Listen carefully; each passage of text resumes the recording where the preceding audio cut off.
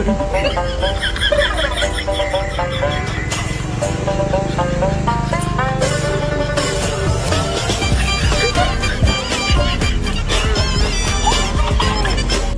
কাগজপত্র না থাকায় শাস্তি হিসেবে নতুন জামাইকে ট্রাফিকের দায়িত্ব দিল শিক্ষার্থীরা। সামাজিক যোগাযোগ মাধ্যমে মুহূর্তেই ভাইরাল ভিডিও।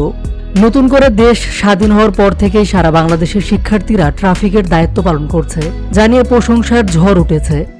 ট্রাফিকের দায়িত্ব পালন করতে গিয়ে হাস্যকর অনেক কাণ্ড ঘটছে, ঠিক তেমনই এবার চরম হাস্যকর কাণ্ড ঘটালেন শিক্ষার্থীরা। ঘটনাটি ঘটেছে রাজধানী ঢাকায়। বিকালের দিকে বিয়ে করার উদ্দেশ্যে গাড়িতে করে বরযাত্রী হয়ে যাচ্ছিলেন বর। তখন ট্রাফিকের দায়িত্বে ছিলেন শিক্ষার্থীরা।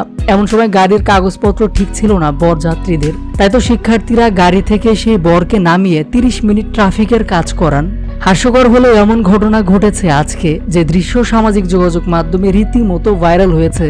ভাইরাল ভিডিওটিতে দেখা যাচ্ছে নতুন জামাই মুখে বাঁশি, হাতে একটা পাইপ নিয়ে রাস্তার মাঝখানে দাঁড়িয়ে ট্রাফিকের দায়িত্ব পালন করছেন।